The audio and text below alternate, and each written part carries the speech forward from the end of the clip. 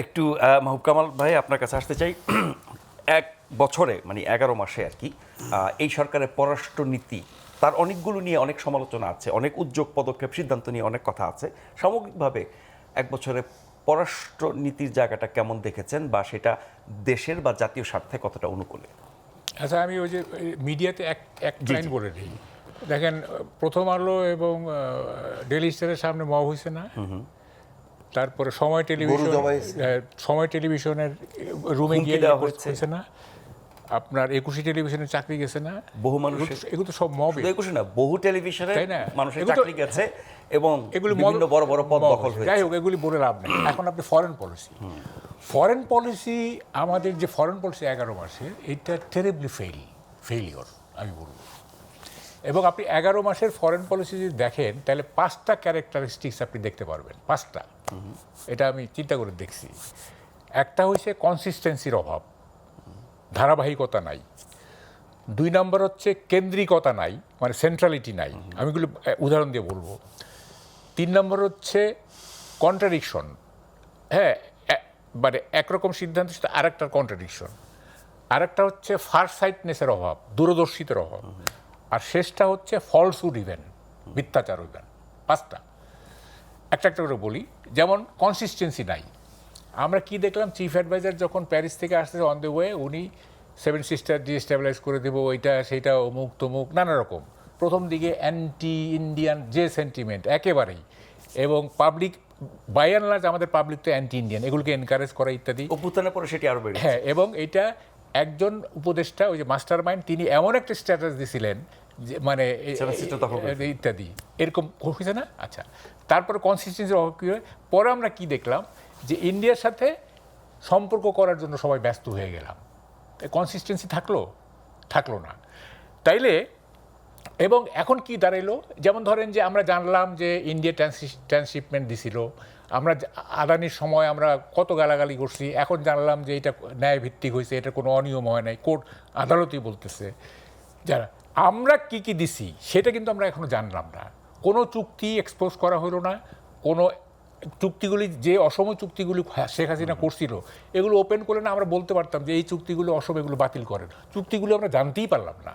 হ্যাঁ, মানে তখনকার সরকারও গোপন রাখতো, এরাও গোপন রেখে গেল। তাইলে এই যে অ্যান্টি ইন্ডিয়ান যে মানে হাইপ স্লোগান, হ্যাঁ, এইটা তো একেবারেই অন্তঃসারশূন্য না। তাইলে এটা কনসিস্টেন্সি হবে, এইটা গেল একটা। আপনি দেখেন কেন্দ্রিকতার অভাব কীরকম, যেমন ধরেন এই যে করিডোরের ব্যাপারে ফরেন অ্যাডভাইজার একরকম বলতেছে, নিরাপত্তা অ্যাডভাইজার একরকম বলতেছে, কন্ট্রাডিকশনই।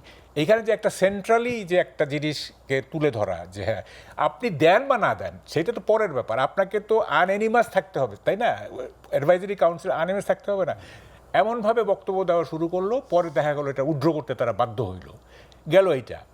তারপরে দেখেন খুব ইন্টারেস্টিং, যেমন ধরেন মানে এই ফলস্যুটটা কীরকম তোলা হইলো, কি যে বাংলাদেশ আসিয়ানের সদস্য হয়ে যাচ্ছে, মানে কি বলে যে এরকম একটা হাইপ উঠছে। কিন্তু আসিয়ানটা কি? ASEAN association for south east Asian nation, তাই না? তো বাংলাদেশ তো সাউথ এশিয়া, তো একটা সাউথ এশিয়ান নেশন কি করে সাউথ ইস্ট এশিয়া মানে একটা গ্রুপে যায়? মাহাতির মাহমুদ তো স্ট্রেইট কাট বলছে যে এটা তো সাউথ ইস্ট এশিয়া, এটা তো সাউথ ইস্ট এশিয়ান না, এটা বাংলাদেশ তো সাউথ এশিয়া। তো এটা একটা ফলস্যুটের উপরে দাঁড়ায় গেল না? তারপরে যে ধরেন যে ইংল্যান্ডে স্টারমারের সাথে বৈঠক হবে, হ্যাঁ, কি দেখা গেল যে বলা হচ্ছে যে উনি কানাডায় চলে গেছেন, মুখ তমুক, এক ধরনের মিথ্যাচারের মধ্যে পুনরুত্থান নিয়েও কথা হচ্ছে, হ্যাঁ, ইত্যাদি। এটাই গেল। আর একটা দেখেন ফারসাইটনেসের অভাব। এই যে বাংলাদেশ, চীন এবং পাকিস্তান নিয়ে একটা জোট হওয়ার কথা ছিল না?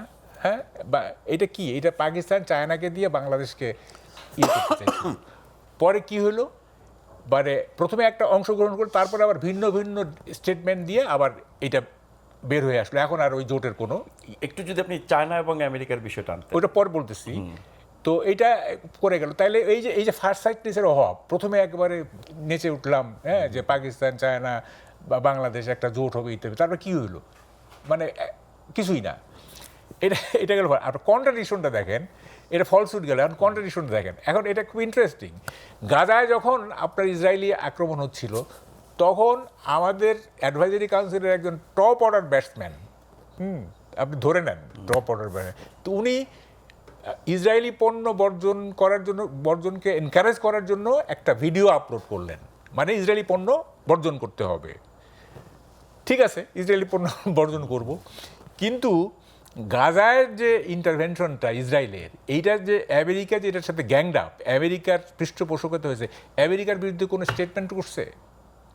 আপনি ইসরায়েলি পণ্য বর্জন করতে বলতেছেন, কিন্তু ইসরায়েল যাদের দ্বারা মানে মদতপুষ্ট হয়ে গাজায় করতেছে, আসল জায়গায় হাত দিচ্ছে, আসল জায়গায় তো আপনি হাত দিচ্ছেন না, তাই না? ইসরায়েলি পণ্যের নামে অন্য দেশের পণ্যের দোকানে হামলা, লুটপাটও হ্যাঁ, এবং তাও কি এটা খুব পিকুলিয়ার।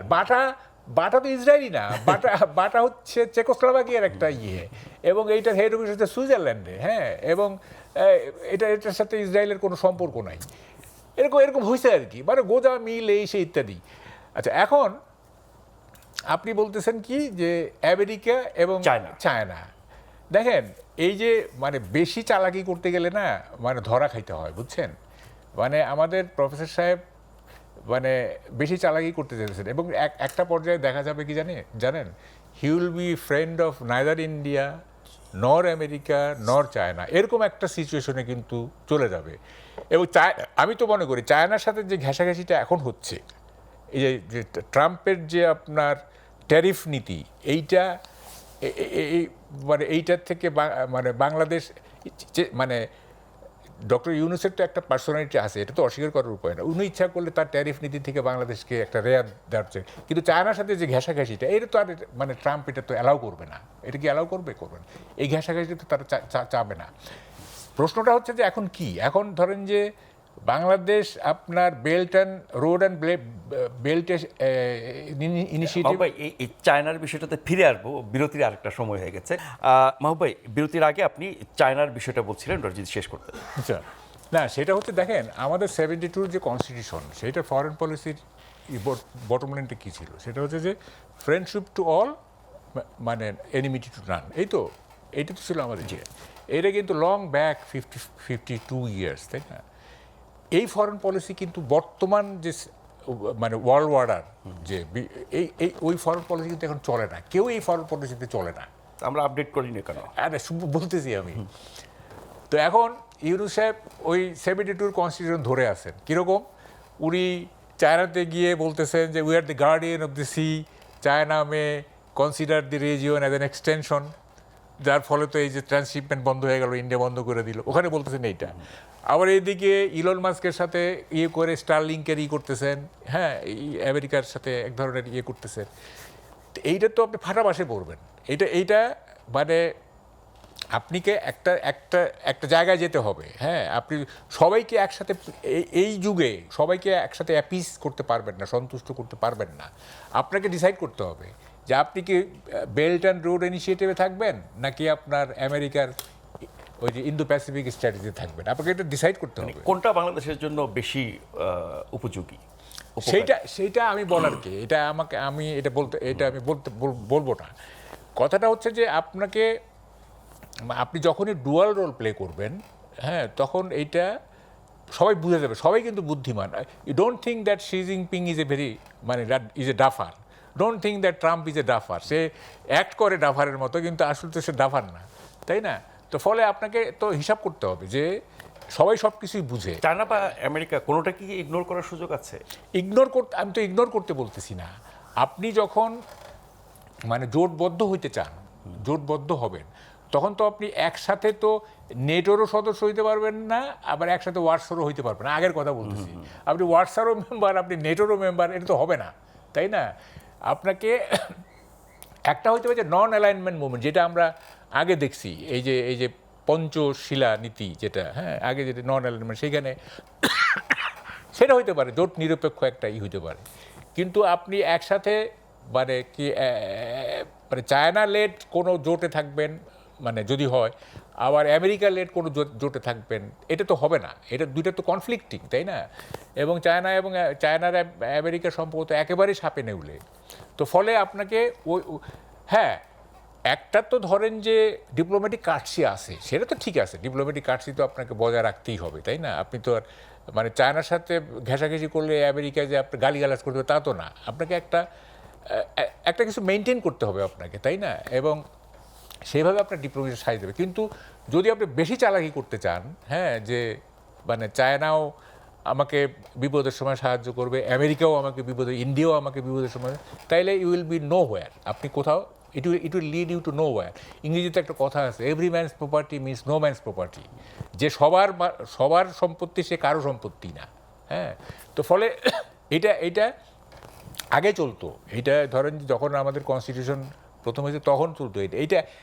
এখন দি গ্লোবাল মানে ওয়ার্ল্ড অর্ডার আপনার এমন একটা জায়গা, একটা জটিল জায়গায় চলে গেছে। হ্যাঁ, এইখানে কোনো ওই মানে সবার সাথে বন্ধুত্ব এইটা এই যুগে এখন আর চলে না। মানে স্বার্থ অনুযায়ী মধ্যে। হ্যাঁ হ্যাঁ, আপনি এটা অপরচুনিটি কষ্ট করতে হবে যে আপনি কার সাথে থাকলে আপনার ভালো হবে।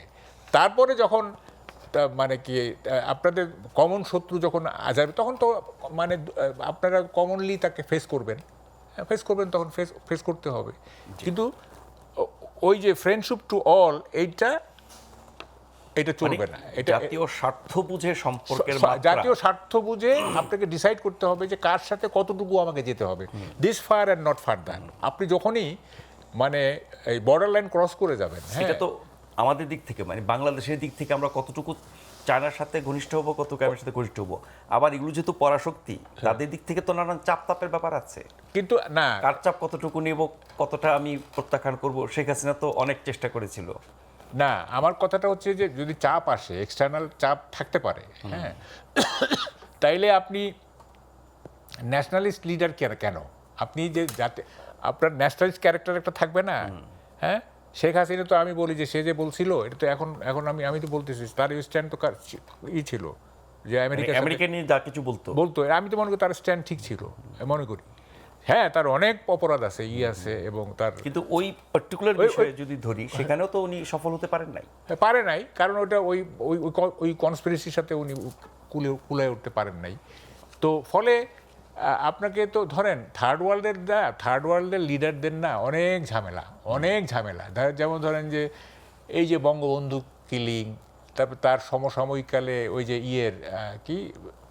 ওই যে আলেনদের কিলিং, তারপর নানা জায়গায় মানে ল্যাটিন আমেরিকার বিভিন্ন জায়গায় যে নানা রকম মানে থার্ড ওয়ার্ল্ড যেখানে আছে সব জায়গায় তো আপনার আমেরিকান অ্যাগ্রেশন, তারপর সোভিয়েত ইউনিয়ন এবং রেজিম চেঞ্জ, এগুলি ফেস করতে হয় আমাদের। কিন্তু আপনাকে এমন একটা কৌশল নিতে হবে যাতে কেউ আপনাকে মানে ফাঁদে ফেলতে না পারে। তার জন্য তো সেরকম পররাষ্ট্রনীতি, জাতীয় ঐক্য দরকার, যেটা আমাদের অনেক ঘাটতি।